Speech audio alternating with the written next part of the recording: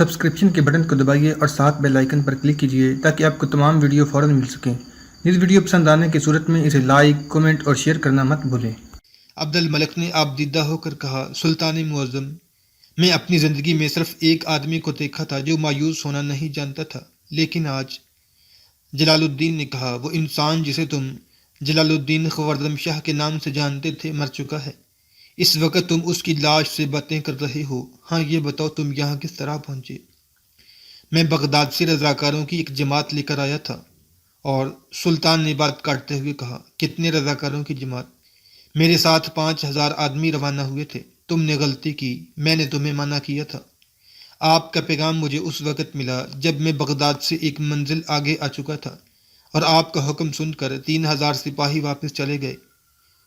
سلطان نے پھر بات کاٹتے ہوئے کہا، اور باقی 2000 یقیناً کسی مقام پر تاتاریوں کے نرغے میں آ گئے ہوں گے۔ عبد الملک نے مغموم لہجے میں جواب دیا، ہاں، تبریز اور ہمدان کے درمیان ہمیں ان کے چند دستوں نے گھیر لیا۔ کتنے سپاہی زندہ بچے؟ کوئی 200۔ کیونکہ تبریز پہنچ کر آپ کا پتہ نہ ملا، اس لیے 5 کے سوا باقی سب مایوس ہو کر چلے گئے، اور ان 5 کے ساتھ قریباً 2 ماہ آپ کو ان پہاڑوں میں تلاش کرنے کے بعد میں یہاں پہنچا ہوں۔ جلال الدین نے کہا، تم نے اتنی جانیں بے فائدہ ضائع کی۔ میں اپنی غلطی تسلیم کرتا ہوں، مجھے کردستان سے چکر کاٹ کر آنا چاہیے تھا، لیکن کیا آپ یہ تسلیم نہیں کرتے کہ آپ کے اعتراف شکست کے بعد ان لاکھوں انسانوں کی قربانی رائیگاں جائے گی جو آخری فتح کی امید پر آپ کا ساتھ دیتے رہے؟ سلطان نے جواب دیا، تو تم یہ چاہتے ہو کہ جب تک میں زندہ رہوں تھوڑے تھوڑے مسلمان جمع کر کے موت کے منہ میں دھکیلتا رہوں؟ میں آج تک اس امید پر لڑتا رہا کہ کبھی تو عالم اسلام بیدار ہوگا۔ میں انہیں تیاری کے لیے وقت دینا چاہتا تھا، اور میں نے اپنا فرض پورا کیا۔ انہوں نے مراکش سے لے کر ہندوستان تک میرے پاس تسلی کے پیغامات بھیجے، لیکن اس کا نتیجہ کیا ہوا؟ اب میں اٹھوں تو کس سہارے پر، لڑوں تو کس امید پر؟ تم اس قوم سے کیا توقع رکھتے ہو جس کے عمرہ ملت فروش ہوں، جس کے علماء میں ایک ایسی جماعت پیدا ہو چکی ہو جو برسر منبر تاتاریوں کی غلامی کا فتویٰ دیتی ہو، جس کے سپاہیوں کی تلوار کا لوہا دشمن کی آنچ سے پگھل چکا ہو، اور جس کا خلیفہ، میں اس کا ذکر نہیں کرنا چاہتا۔ یہ سب کچھ خلیفہ کی وجہ سے ہوا ہے، لیکن خلیفہ کی بدعہدی کے بعد خدا کی رحمت کے دروازے بند نہیں ہوئے۔ آپ پھر ہندوستان نہیں تو مصر اور مراکش کے دروازے آپ کے لیے کھلے ہوں گے۔ ہم تاتاریوں سے شمال کے برفانی علاقوں کی شکست کا بدلہ افریقہ کے تپتے ہوئے صحراؤں میں لے سکیں گے۔ شاید ابھی تک خدا کی رحمت کے نزول کا وقت نہیں آیا، لیکن ہم اس وقت تک لڑیں گے جب تک خدا کی رحمت جوش میں نہیں آتی۔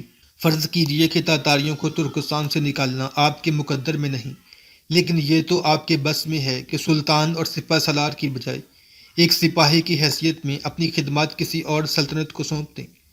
سلطان نے تلخ لہجے میں کہا، تم مجھے پریشان کیوں کرتے ہو؟ میں کئی سلطنتوں کو پیغام بھیج چکا ہوں اور ان کے جواب بھی آ چکے ہیں۔ وہ حق بجانب ہیں۔ ایک ہارے ہوئے بادشاہ کو پناہ دینا آسان نہیں، اور میری تلاش میں تو تاتاریوں کی 5 لاکھ فوج دن رات ایک کر رہی ہے۔ وہ اپنی فوج میں ایک شکست خوردہ سپاہی کا اضافہ کر کے 5 لاکھ تاتاریوں کو حملے کی دعوت کیوں دے؟ میں صرف ایک سپاہی تھا اور اپنا فرض پورا کر چکا ہوں۔ میرے پاس تلوار تھی، اور جب تک اس کی دھار کند نہیں ہوئی میں لڑتا رہا۔ لیکن تم سپاہی کے علاوہ ایک عالم بھی ہو، اور تمہارا فرض ابھی پورا نہیں ہوا۔ تم جاؤ، اب میرا اور تمہارا راستہ مختلف ہے۔ عبد الملک نے کہا، لیکن ایک راستہ ہے جو ہم دونوں کے لیے کھلا ہے۔ وہ کیا؟ عزت کی موت۔ ہمیں اس کے لیے ایک دوسرے کا ساتھ دینے سے کوئی نہیں روک سکتا۔ جلال الدین اٹھ کھڑا ہو گیا اور کوئی بات کہے بغیر دوسرے کمرے میں چلا گیا۔ تھوڑی دیر بعد جب وہ واپس آیا تو سواری کا لباس پہنے ہوئے تھا۔ حاضرین مجلس کھڑے ہو گئے۔ سلطان نے کہا، عبد الملک، عزت کی موت کے لیے مجھے ساتھ تلاش کرنے کی ضرورت نہیں۔ میں نے دنیا کے تمام اعلام کو شراب میں ڈبونے کی کوشش کی تھی، لیکن مجھے چین نصیب نہ ہو سکا۔ میں نے نغموں کی تانوں میں سونے کی کوشش کی، لیکن تلواروں کی جھنکار میرے کانوں میں گونجتی رہی۔ میں جاتا ہوں اور تم سب کو حکم دیتا ہوں کہ کوئی میرا پیچھا نہ کرے۔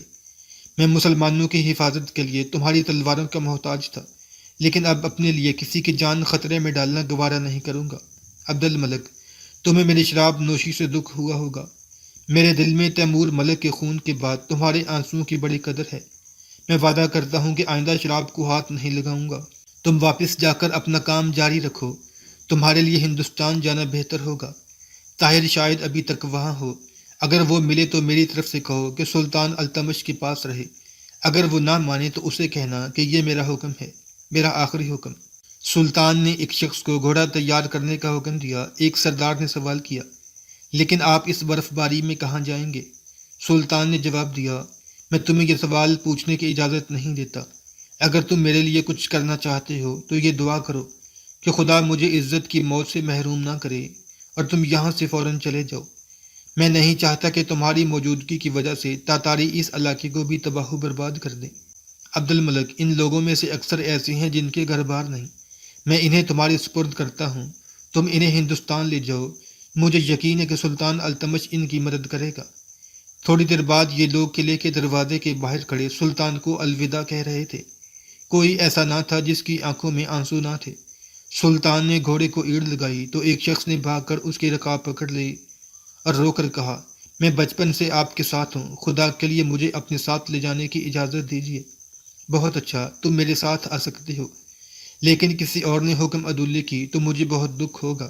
سلطان جلال الدین خوارزم شاہ برف باری کے طوفان میں روپوش ہو گیا، اور اس کے بعد کسی کو یہ معلوم نہ ہو سکا کہ وہ کہاں ہے اور کس حال میں ہے۔ کئی برس اس کے متعلق عجیب و غریب داستانیں مشہور ہوتی رہیں۔ کبھی یہ افواہ اڑتی کہ اسے فلاں بستی میں ایک درویش کے لباس میں دیکھا گیا ہے، کبھی یہ قصہ مشہور ہوتا کہ وہ کسی جنگل میں گوشہ نشینی اختیار کر چکا ہے، اور کبھی یہ خبر آتی کہ وہ دنیا کی نگاہوں سے چھپ کر تاتاریوں سے آخری جنگ لڑنے کے لیے جام بازوں کی ایک زبردست فوج منظم کر رہا ہے اور اچانک کسی دن فلاں مقام سے ظاہر ہوگا۔ تاتاریوں نے اس کی تلاش میں ملک کا کونا کونا چھان مارا، سینکڑوں آدمیوں کو جلال الدین سمجھ کر موت کی گھاٹ اتار دیا اور اس کا سراغ لگانے والوں کے لیے بڑے بڑے انعامات مقرر کیے، لیکن اس کا پتہ نہ لگا۔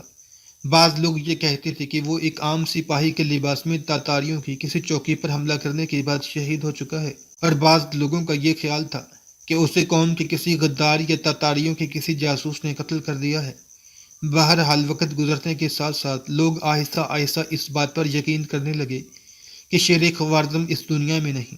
ایک شام بغداد سے چند منازل کے فاصلے پر عبد الملک اور اس کے ساتھی ایک بستی کے سرائے کے سامنے پہنچ کر گھوڑوں سے اترے۔ رات کے وقت جب سرائے کے تمام کمرے کھچا کھچ بھرے ہوئے تھے تو سرائے کے مالک نے عبد الملک کے کمرے میں آ کر کہا، ایک اور معزز آدمی آیا ہے، باقی کمروں میں تو تل دھرنے کے لیے جگہ نہیں، آپ کو اس کے لیے تکلیف اٹھانی پڑے گی۔ عبد الملک نے کہا، میں اسے دیکھے بغیر اپنے کمرے میں ٹھہرنے کی اجازت نہیں دوں گا۔ سرائے کے مالک نے کہا، وہ بہت تھکا ہوا ہے اور تاتاریوں کا جاسوس معلوم نہیں ہوتا۔ عبد الملک نے کہا، تاتاریوں کا نہیں تو وہ خلیفہ کا جاسوس ہوگا۔ مجھے یقین ہے کہ وہ جاسوس نہیں۔ سرائے والوں کے ساتھ جاسوس اس طرح تہمکانہ انداز میں پیش نہیں آتے۔ میرے انکار پر اس نے پیٹ پھاڑ ڈالنے کی دھمکی دے دی ہے۔ ایک شخص نے اندر داخل ہو کر کہا، ان کے ساتھ میں فیصلہ کر لیتا ہوں، تم فوراً کھانا لاؤ۔ طاہر، عبد الملک نے بھاگ کر نوار سے لپٹتے ہوئے کہا، تم یہاں کیسے پہنچے؟ میں بغداد سے آیا ہوں اور سلطان کی تلاش میں آذربائیجان جا رہا ہوں۔ عبد الملک نے سوال کیا، تم بغداد کب پہنچے؟ 4 دن ہوئے، آدھی رات کے وقت بغداد پہنچا اور تمہارے گھر سے تمام حالات معلوم کر کے عدل صبح اس طرف لوٹ آیا۔ تو تمہیں تمام حالات معلوم ہو چکے ہیں؟ طاہر نے مایوسی کے لہجے میں جواب دیا، ہاں۔ عبد الملک نے کہا، تم نے یہاں پہنچنے میں بہت دیر لگائی۔ طاہر نے جواب دیا، مجھے سلطان التمش نے بنگال کی ایک مہم پر بھیج دیا تھا۔ تمہارا قاصد مجھے دیر سے ملا۔ تمہاری بیوی کہاں ہے؟ اسے دلی چھوڑ آیا ہوں، یہ سفر بہت کٹھن تھا۔ بغداد سے مجھے یہ بھی پتہ چلا کہ تم پر تاتاریوں نے راستے میں حملہ کر دیا تھا۔ مجھے تمہارے متعلق بڑی تشویش تھی۔ اب تم کدھر جا رہے ہو؟ میں صرف بچوں کو لینے بغداد جا رہا ہوں، اور اس کے بعد ہندوستان جانے کا ارادہ ہے۔ سلطان جلال الدین نے سلطان التمش کے نام کوئی پیغام دیا ہے؟ نہیں۔ طاہر کے چند سوالات کے جواب میں عبد الملک نے اپنی سرگزشت بیان کی۔ طاہر دیر تک چپ چاپ بیٹھا رہا۔ سرائے کے مالک نے کھانا لا کر ان کے سامنے رکھ دیا، مگر اس کی بھوک مر چکی تھی۔ عبد الملک نے کہا، میں ان لوگوں کو اپنے ساتھ بغداد لے جانا مناسب نہیں سمجھتا۔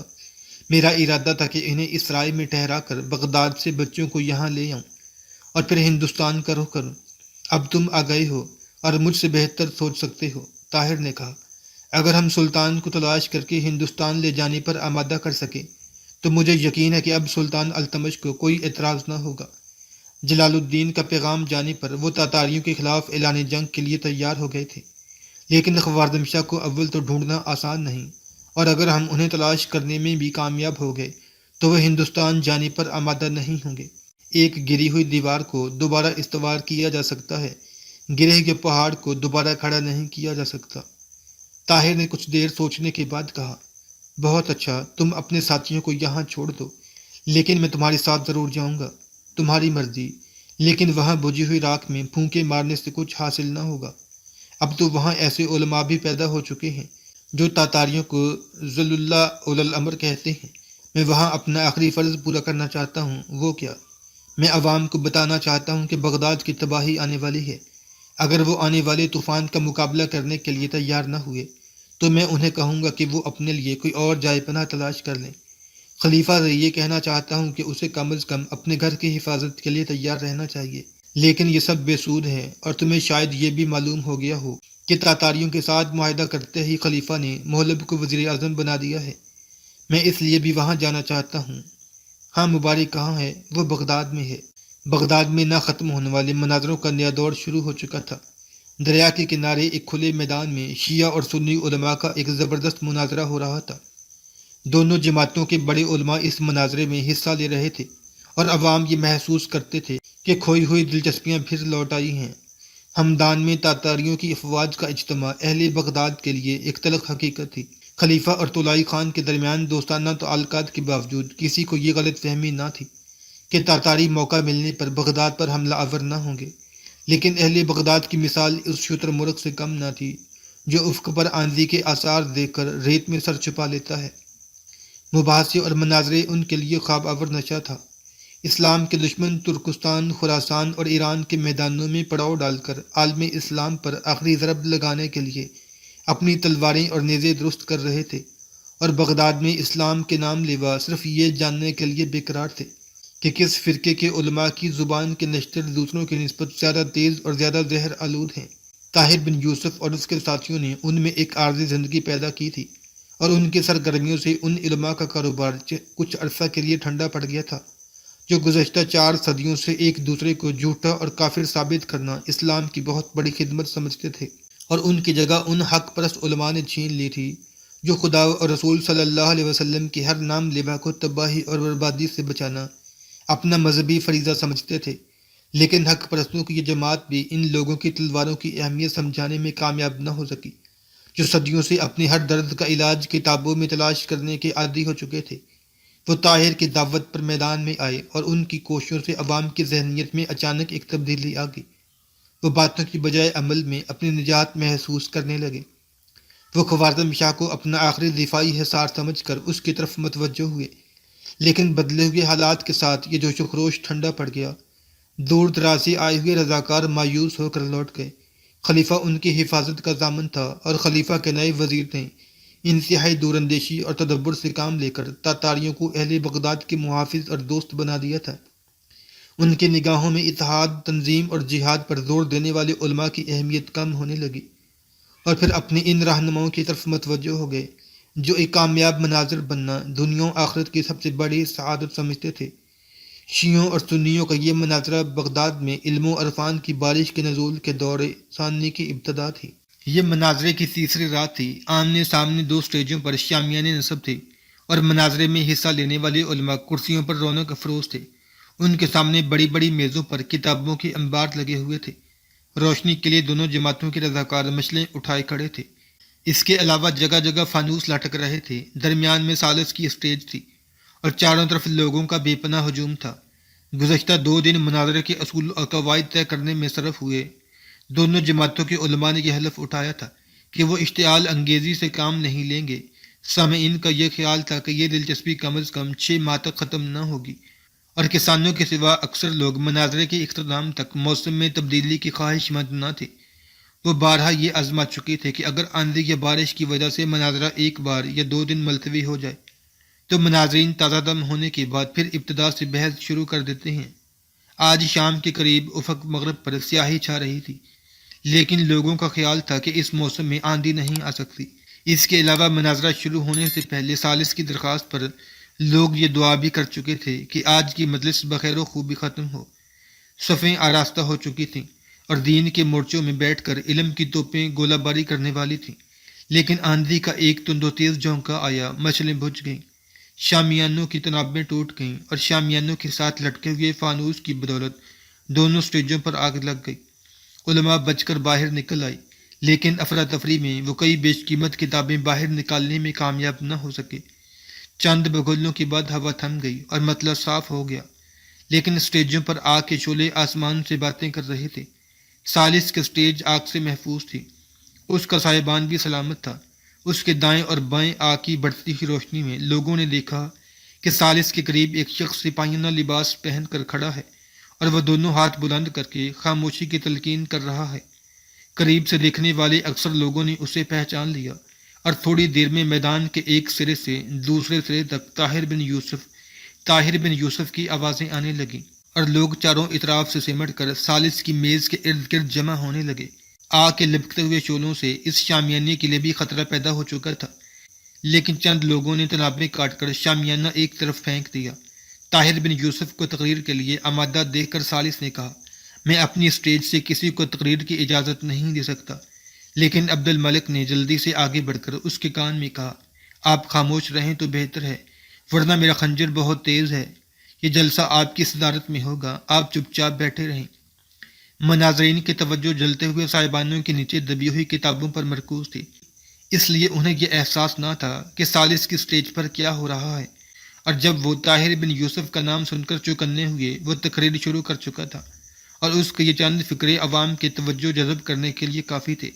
زندگی کا تمسخر اڑانے والوں، اس آندھی اور آگ کو قدرت کی طرف سے ایک انتباہ سمجھو۔ تم نے بابل و نینوا کی تباہی کی داستانیں سنی ہوں گی، لیکن خدا وہ دن نہ لائے جب مستقبل کے سیاہ ماضی کے کھنڈر دیکھ کر یہ کہیں کہ یہاں کسی زمانے میں ایک عظیم الشان شہر آباد تھا جس کا نام بغداد تھا، جس میں 20 لاکھ انسان آباد تھے، جس کے محل 5 صدیوں کی تعمیری یادگار تھے، لیکن بابل اور نینوا کے باشندوں کی طرح انہیں بھی ایک عبرتناک تباہی کا سامنا کرنا پڑا، اور صرف اس لیے کہ وہ اپنی کوتاہی عمل کے جواز کے لیے خدا اور رسول صلی اللہ علیہ وسلم کے احکام کی تعویلیں کرتے تھے۔ انہوں نے قرآن حکیم سے درس حیات لینا ترک کر دیا تھا۔ قرآن نے انہیں اتحاد اور تنظیم کا درس دیا تھا، لیکن ان کی زندگی کا اولین مقصد مسلمانوں میں تفریق و انتشار پیدا کرنا تھا۔ خدا نے انہیں کفار سے جہاد کا حکم دیا تھا، لیکن وہ کفار کو اپنا محافظ و نگہبان سمجھ کر آپس میں دست و گریبان ہو رہے تھے۔ بربریت کا بے پناہ طوفان ان کے دروازے پر دستک دے رہا تھا، اور وہ آنے والے تباہی سے آنکھیں بند کر کے ایک دوسرے پر الفاظ کے تیر برسانا کافی سمجھتے تھے۔ بغداد کے لوگوں، تمہارا خلیفہ اور تمہارے عمرا صرف چند سال امن سے گزارنے کے لیے تمہیں اور تمہاری آنے والی نسلوں کی عزت اور آزادی تاتاریوں کے ہاتھ فروخت کر چکے ہیں، لیکن وہ عمرا جو یہاں موجود ہیں کان کھول کر سن لیں کہ بغداد کا انجام خوارزم کے شہروں سے مختلف نہیں ہوگا۔ تم نے بجلیوں کو بغداد کی خدمت تک پہنچنے کی دعوت دی ہے، تم نے آگ کے شعلوں کو اپنے گھر بلایا ہے۔ آگ صرف جلانا جانتی ہے، اور یاد رکھو جب وہ جلائے گی تو محلوں اور جھونپڑوں میں تمیز نہیں کرے گی۔ مسلمانوں، تمہاری تاریخ شاہد ہے کہ آج تک تمہیں کسی کی تلوار مغلوب نہیں کر سکی، تمہارے لوہے نے ہر لوہے کو کاٹا ہے، تمہاری مٹھی بھر افواج نے دشمن کی بڑی بڑی افواج کو شکست دی ہے۔ تمہاری کسی ناکامی کا باعث تمہاری کمزوری نہ تھی، بلکہ تم نے اگر کہیں شکست کھائی ہے تو وہ تمہاری آپس میں پھوٹ کا نتیجہ تھی۔ تم نے اگر کہیں تباہی کا سامنا کیا تو وہاں تمہارے غداروں کا ہاتھ موجود تھا۔ ایک شخص نے بلند آواز میں کہا، جلال الدین کی شکستوں میں بھی کسی غدار کا ہاتھ تھا؟ طاہر نے جواب دیا، کون کہتا ہے کہ جلال الدین کو تاتاریوں نے شکست دی؟ وہ ایک چٹان کی طرح تاتاریوں کے سیلاب کی لہروں کا مقابلہ کرتا رہا، بڑے بڑے طوفان اسے متزلزل نہ کر سکے، لیکن اس چٹان کو نابود کرنے کے لیے تاتاریوں کو عالم اسلام کے معماروں نے اپنے تیشے پیش کیے۔ جلال الدین کو مایوس کر کے تم اپنے مددگار کھو بیٹھے ہو۔ وہ بغداد کے دروازوں پر پہرا دے رہا تھا، لیکن اس کی پیٹھ میں چھرا گھونپا گیا۔ اس نے چند برس تاتاریوں کی توجہ اپنی طرف مبذول رکھی تاکہ تمہیں تیاری کا موقع مل جائے۔ ترکستان، خراسان اور ایران کے شہروں کا حشر تمہاری آنکھیں کھولنے کے لیے کافی تھا، لیکن تم نے اجتماعی زندگی پر انفرادی موت کو ترجیح دی۔ تم نے اس شخص کے پاؤں پر کلہاڑی ماری جو تمہارے حصے کا بوجھ بھی اپنے کندھوں پر اٹھائے ہوئے تھا۔ بغداد کے لوگوں، تمہاری مرضی سے یا تمہاری مرضی کے خلاف خلیفہ نے تمہارے لیے کانٹے بوئے ہیں، تم مستقبل سے پھولوں کی توقع نہ رکھو۔ کہ تم یہ نہیں سوچتے کہ بغداد؟ طاہر نے اپنا فکرہ پورا نہ کیا تھا کہ دریا کے اونچے کنارے کی طرف سے تیروں کی بچھاڑ شروع ہوئی اور بیک وقت 3 تیر طاہر کی ذرا میں اٹک گئے۔ اسٹیج کے آس پاس چند آدمی زخمی ہوئے اور چاروں طرف افراتفری مچ گئی۔ طاہر نے اپنی جگہ سے جنبش تک نہ کی اور بلند آواز میں کہا، بغداد کے لوگوں، میرا پیغام سن کر جاؤ۔ عبد الملک نے جلدی سے طاہر کو دھکا دے کر سٹیج سے نیچے اتار دیا۔ تیروں کی ایک بچھاڑ آئی اور سٹیج کے آس پاس چند اور آدمی زخمی ہو گئے، اور اتنی دیر میں طاہر کے کئی عقیدت مند تلواریں سونپ کر دریا کے کنارے کی طرف بھاگ رہے تھے، اور نہتے لوگ بھی ان کی تقلید کر رہے تھے، لیکن ان کے پہنچنے سے پہلے تیر انداز رفو چکر ہو چکے تھے اور دریا میں چند کشتیاں دوسرے کنارے کا رخ کر رہی تھیں۔ عبد الملک نے چند رضاکاروں کو کنارے پر پہرا دینے کے لیے کہا اور بھاگتا ہوا واپس طاہر کے پاس پہنچا۔ وہ بھاگ گئے۔ لیکن تم زخمی ہو، چلو یہاں ٹھہرنا ٹھیک نہیں۔ لیکن طاہر نے اپنی ذرا میں اٹکے ہوئے 2 تیر نکال کر پھینک دیے اور کہا، یہ زخم بہت معمولی ہیں، تیسرا تیر تم نکال دو۔ لیکن خون، چند قطرے کوئی بڑا نقصان نہیں، جلدی کرو، میں چند باتیں کہنا ضروری سمجھتا ہوں۔ عبد الملک نے تیر نکالتے ہوئے کہا، تمہاری مرضی، لیکن یہ وہ مردے نہیں جو سورہ اسرافیل سے جاگ اٹھیں۔